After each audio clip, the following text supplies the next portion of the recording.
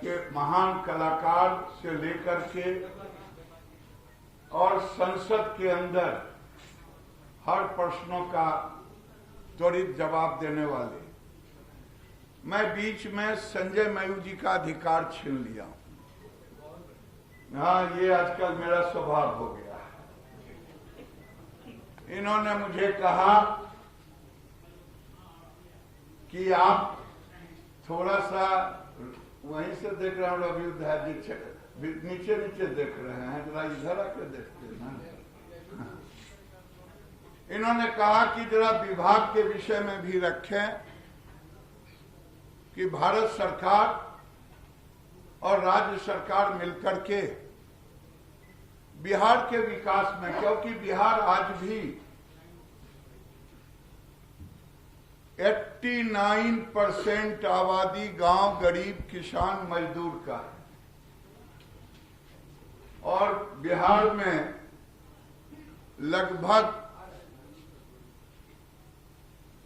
2.5 करोड़, पूरे देश में अगर 30 करोड़ जानवर हैं, भाई जानवर का नाम सुन के हड़क मत जाइएगा कि मैं आया था आज पॉलिटिकल राहुल गांधी का जवाब तो वो भी यही देंगे, इधर देंगे, मैं तो नहीं दूंगा। लेकिन मैं थोड़ा देर, क्योंकि मैं अगर बाद में बोलता तो आप लोग ठहरते नहीं, इसीलिए मैंने टेक ओवर कर लिया कि आज हो सकता है मीडिया जगत के लिए राजनीतिक भाषा में मेरी बात सूट न करे, लेकिन आज जरूरी है, क्योंकि 15 साल जो आरजेडी का रहा, भैंस पर जरूर लालू जी पीठ पर चढ़ते रहे, उछलते रहे, चरवाहा विद्यालय जरूर खोलवाते रहे, लेकिन किसानों को, पशुपालकों को उन्होंने ध्यान नहीं दिया। अपने भले पीठ पर चढ़ते रहे, पीछे मुड़ करके ये एक मजाक बनाने का काम किया पशुपालकों और बदनाम भी किया। लेकिन 2005-06 के बाद जो परिवर्तन आया दो तरह से। एक तो ऑर्गेनाइज कलेक्शन, मिल्क यूनियन जिसे सुधा कहते हैं, कॉम्फेड कहते हैं, कॉम्फेड के तहत जहां 2.5 लाख टन का कलेक्शन था प्रतिदिन, 2.5 लाख केजी, वहां आज 17 से 18 लाख लीटर प्रतिदिन दूध कलेक्शन हो रहा है। जहां 7 मिल्क यूनियन था, वहां आज 9 मिल्क यूनियन है। मैं ही सौभाग्य से उस समय इस विभाग में कुछ दिन मंत्री रहने का मुझे मौका मिला था। नए अस्पताल बनाए, पशुओं को नीतीश जी की सरकार ने वैक्सीनेशन देने का काम किया। नीतीश जी भले ही भैंस पर चढ़ करके राजनीति ना किया हो, चारा नहीं खाए, लेकिन नीतीश जी ने उस बेजान पशुओं के इलाज के लिए केंद्र और राज्य से मिलकर के अभी एक सिलसिला रेगुलर टीकाकरण का भी काम कर रहे हैं और करते रहे, जिसके कारण दूध में गुणात्मक वृद्धि हुई और वो किसानों के हाथ को मजबूत करता है। मैं जिस लोकसभा से सांसद हूं, वहां 14 से 15 लाख लीटर दूध होता प्रतिदिन, 4 से 5 करोड़ रुपया प्रतिदिन लोगों के हाथ में जाता। ये आमतौर पर किसान नहीं लगा सकते। पूरे देश में लेंगे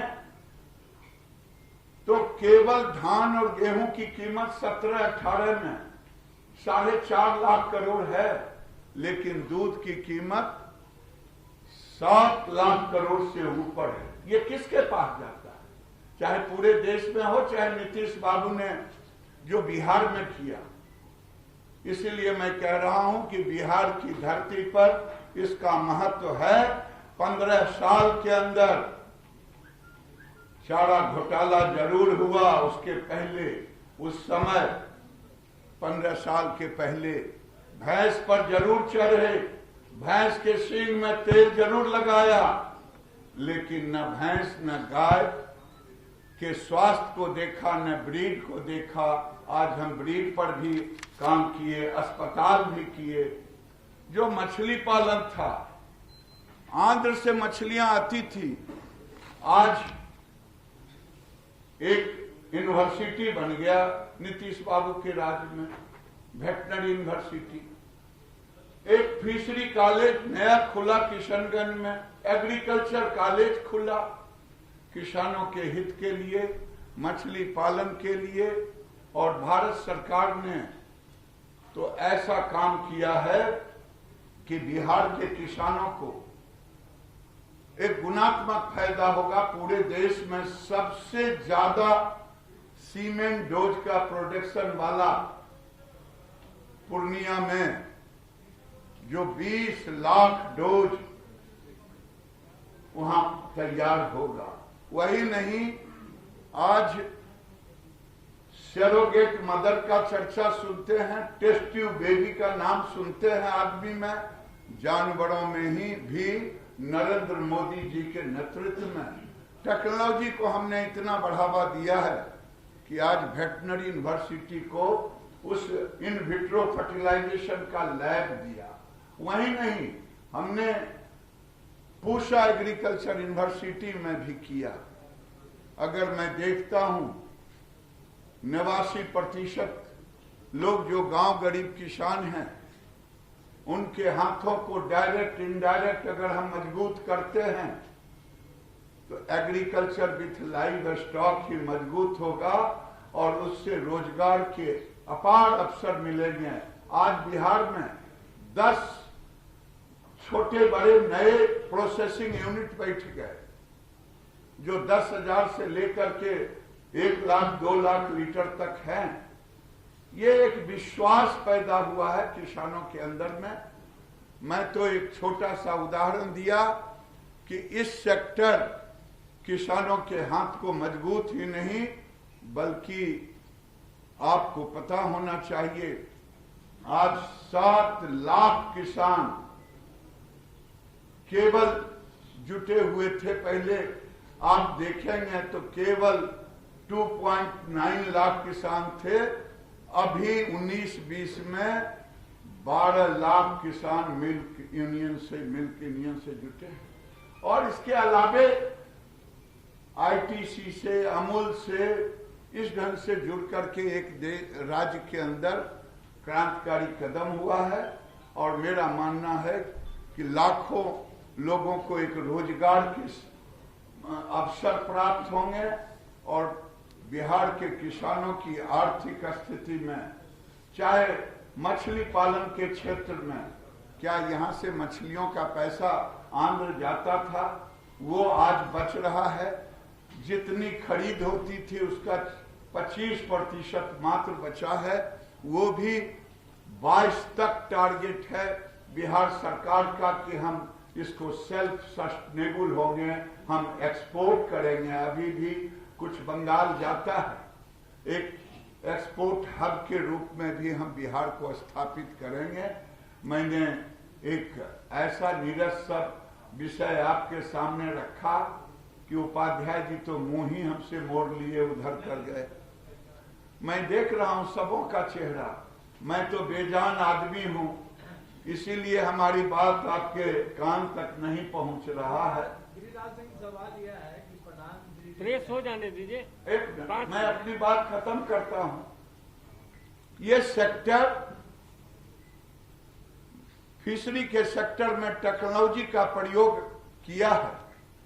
आज biofloc technology, RS technology, hygienic fish market, fish on wheel, ये रोजगार के अवसर हैं। अभी इस ढंग से कई ऐसे सेक्टर, वैल्यू एडिशन, मिल्क में, फिश में, फीड के लिए, तो इस सेक्टर में भी आप लोगों के नजर में नहीं होगा कि जो रोजगार देगा वो धर्मेंद्र प्रधान ही पेट्रोलियम में देंगे। रिफाइनरी जब वहां एक पेट्रोकेमिकल्स हब बनेगा उससे तो रोजगार मिलेगा, लेकिन इस बेजान पशु और मछली से भी रोजगार मिलेगा।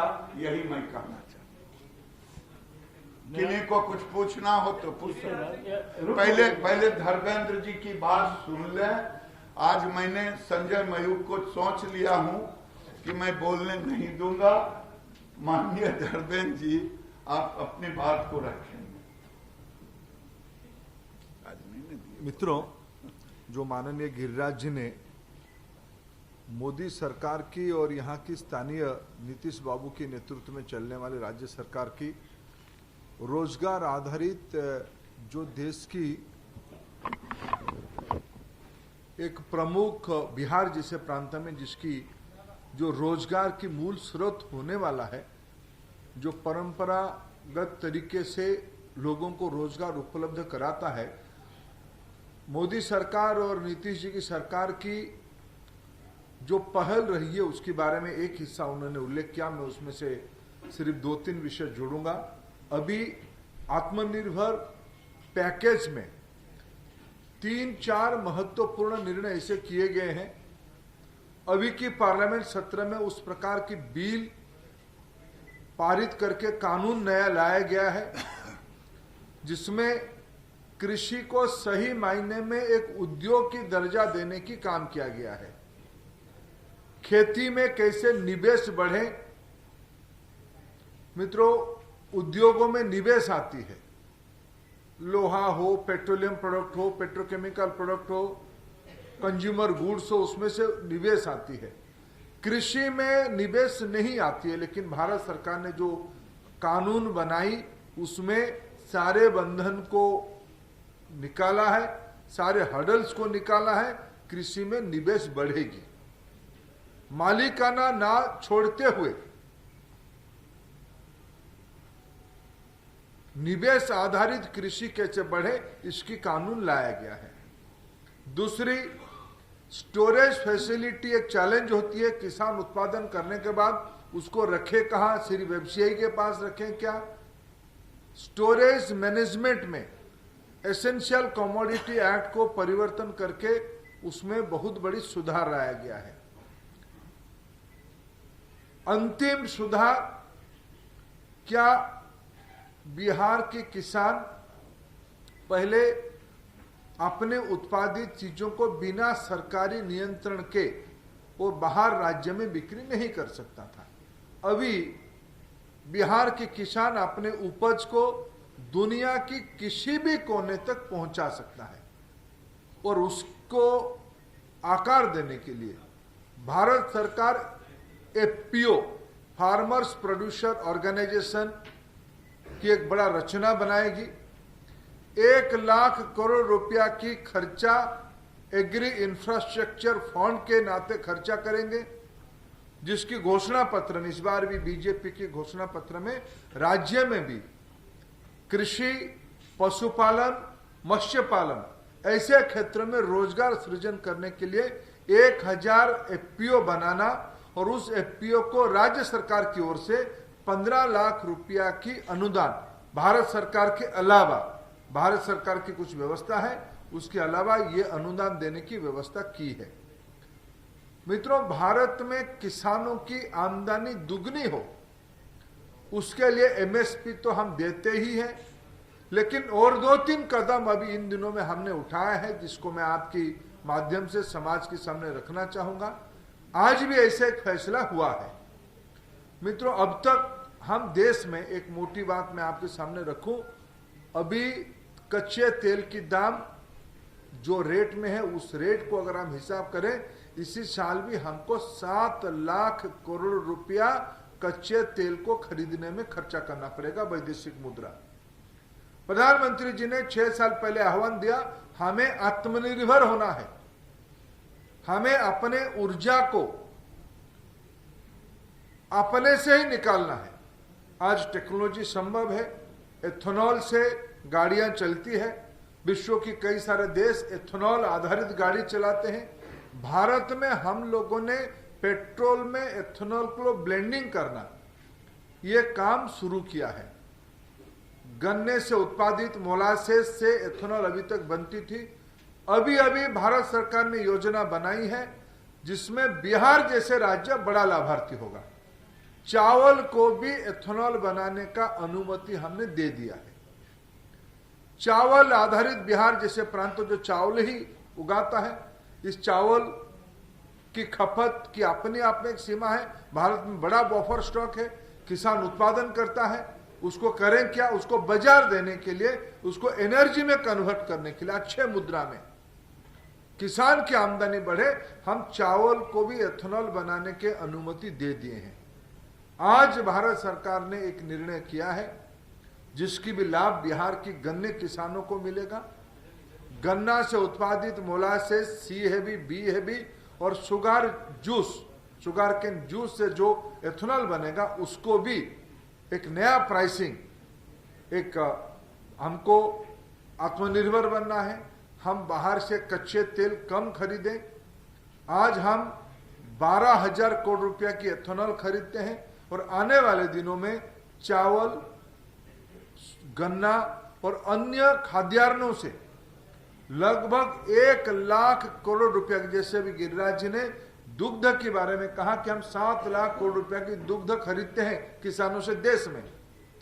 हम ऐसे आने वाले दिनों में हमारी जो हम इंपोर्ट करते हैं क्रूड ऑयल, उसकी रिप्लेसमेंट में भारत की खाद्यान्नों से जो किसान उत्पादित करते हैं, जिसकी बाजार एक चुनौती है, उसमें से भी हम एथेनॉल बनाएंगे, हमारी ट्रांसपोर्टेशन फ्यूल करके उसको यूज करेंगे। ऐसे एक महत्वपूर्ण निर्णय इन दिनों में हुआ है जिसकी सीधा सीधा लाभ बिहार की अर्थनीति, बिहार की रोजगार, बिहार में एक कृषि आधारित उद्योग बनाने में मददगार होगा। मैंने गिरिराज जी ने जैसे पशुपालन, मत्स्य 2 विषय रखा, मैं उनके साथ कृषि आधारित 1-2 विषय जोड़ा और इस सब के लिए 1 लाख करोड़ रुपया की भारत सरकार की खर्चा, जिसकी लाभ बिहार जहां उपजाऊ जमीन है, पानी है, साग सब्जी है, पशु संपदा है, मत्स्य संपदा है, इसकी लाभ हमको मिलने वाला है। यही 1-2 विषय हमारी संकल्प पत्र में भी है। हम आप के सामने इसको रखना चाहते थे। मैं आपकी प्रश्न लेने की पहले गिरिराज जी लेंगे, मैं भी एक आधा प्रश्न ले लूंगा। मैं फिर आपके माध्यम से बिहार की जनता को आभार प्रकट करता हूं। कल जिस प्रकार की मतदान बिहार में हुई है, पार्टी कोई भी, हमारा तो आत्मविश्वास है कल एनडीए को बड़ी सफलता मिल गई है।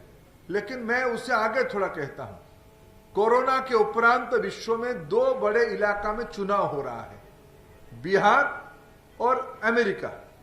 दुनिया बड़ा उत्सुकता के साथ देख रहा है कि चुनाव कैसे होगा, वोट होगा कि नहीं होगा, लोग निकलेंगे कि नहीं निकलेंगे। लेकिन कल जिस उत्साह के साथ बिहार के नागरिकों ने मतदान किया है, प्रजातंत्र पे विश्वास किया है, ये एक बड़ा संतोष की विषय है। मैं इसको भी बिहार की जनता को आपके माध्यम से बधाई देता हूं।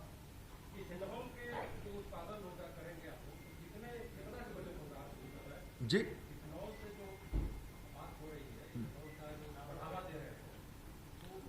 अभी देखिए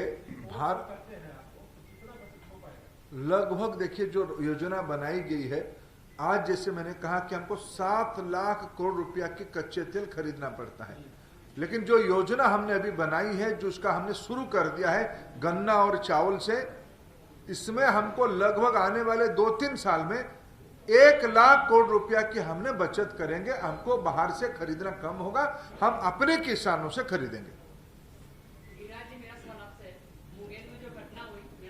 अरे यार, गाय भैंस पर हम देंगे ना बाद में, मुंगेर के लिए तो हम जिंदा हैं, जब तक गिरिराज है तो मुंगेरे पर बोलेगा।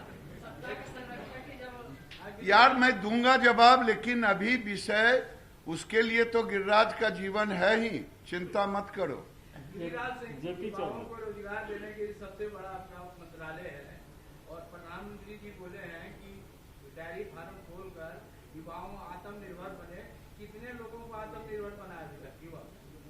देखिए ऐसा है, मेरा निवेदन होगा कि पूरी दुनिया में सबसे बड़ा देश उस उत्पादक, दुग्ध उत्पादक देश भारत है। लेकिन ये भी कटु सत्य है कि हमारा औसत उत्पादन, जो हमारी गाय है, भैंस में तो हम आगे हैं, लेकिन गाय में हम देसी गायों में 3.5 लीटर और जो क्रॉस ब्रीड है उसमें 8 लीटर पर। अब हमने टेक्नोलॉजी का सहारा लिया है, अभी शुरू कर दिया है उस काम को, जो कहा IVF इन विट्रो फर्टिलाइजेशन। इसके तहत हम पहला होगा कि डेयरी से जुड़े हुए जो नौजवान हैं, जो उसके बाय प्रोडक्ट पर हम उनके साथ जुड़ेंगे, बाय प्रोडक्ट के मार्केटिंग लिंक पर हम जुड़ेंगे, और डेयरी की योजना भी लाइव का बना हुआ है। उसके एक्यूरेट हमने दिया है, जो नबार्ड है, नबार्ड के थ्रू ये काम चल रहा है। गाय, भैंस, बकरी, भेड़, इन सब चीजों को करने के लिए तो एक टेक्नोलॉजी का सहारा लेकर के हमने शुरुआत कर दी है।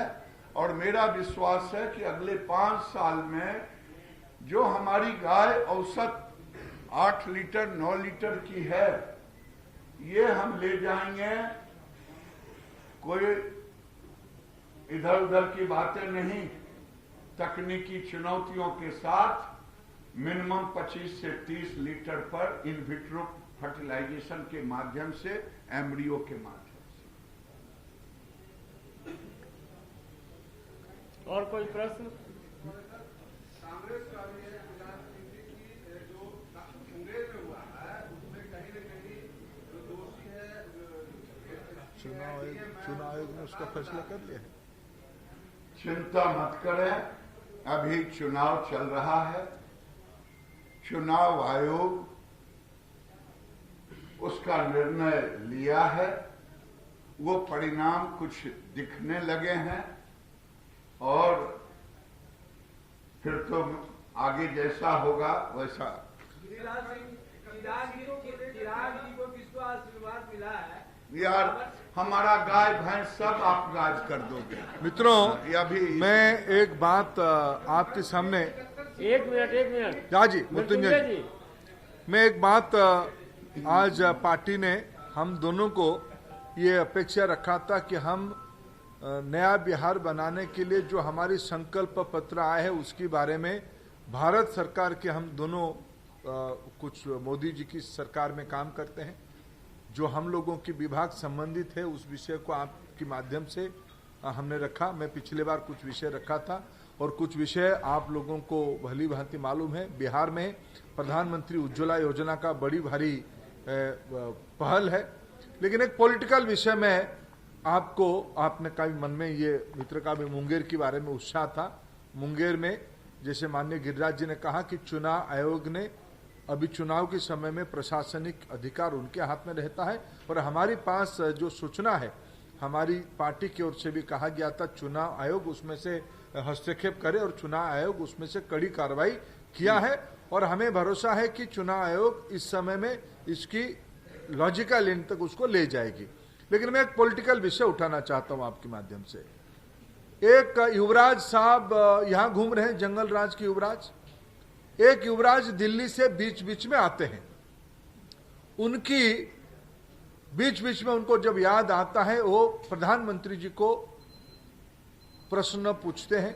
चलिए, प्रधानमंत्री जी उनकी राजनीतिक प्रतिद्वंदी वो मानते हैं, हमें भी प्रजातंत्र में उस बात को स्वीकार है। उनकी प्रश्न का हम पॉलिटिकल उत्तर, गिरिराज जी हम दोनों पर्याप्त है उनके उत्तर देने के लिए, पार्टी के और भी लोग देते हैं।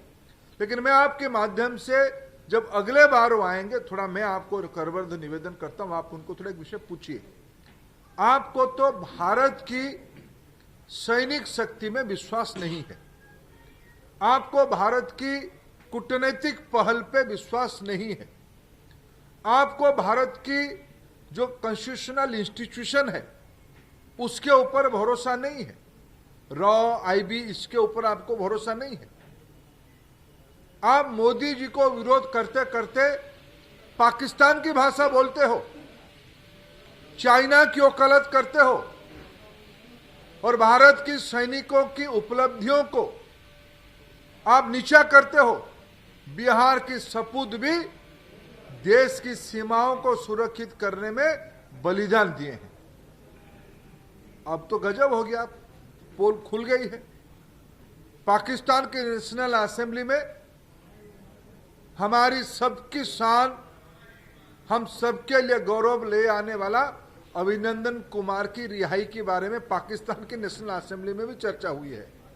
क्या चर्चा हुई है आपकी सबके फोन पे है। वहां कहा जाता है कि भाई अगर अभिनंदन कुमार को नहीं छोड़ना है काम के, वो कोई माननीय संसद सदस्य पाकिस्तान की, वो अपने ही असेंबली में कह रहे हैं, वो माननीय सांसद है उनके वहां, तो कह रहे हैं कि यहां तो कांप रहा था हाथ कि अभिनंदन कुमार को हम ना छोड़ते भारत क्या कर देता। कम से कम राहुल गांधी जी अगले बिहार के दौरे में जब आएंगे, थोड़ा भारत के सैनिकों को माफी मांगे, भारत की इंस्टीट्यूशंस के सामने वो क्षमा याचना करे, भारत की व्यवस्था पे उनकी विश्वास रहे, माफी मांग के ये जताएं। ये मैं आपके माध्यम से उन तक संदेशा देता हूं।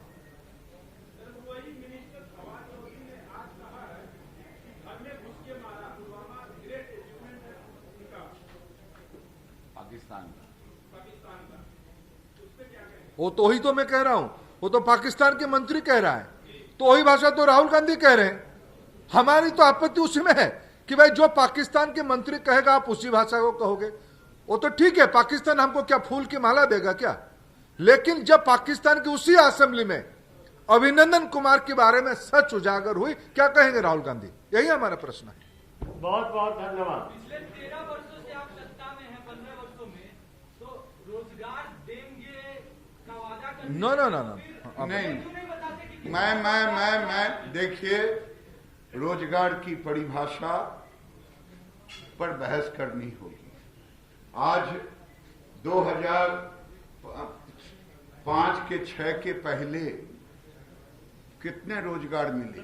94,000। नीतीश कुमार ने 7 लाख रोजगार दी, सरकारी आंकड़े।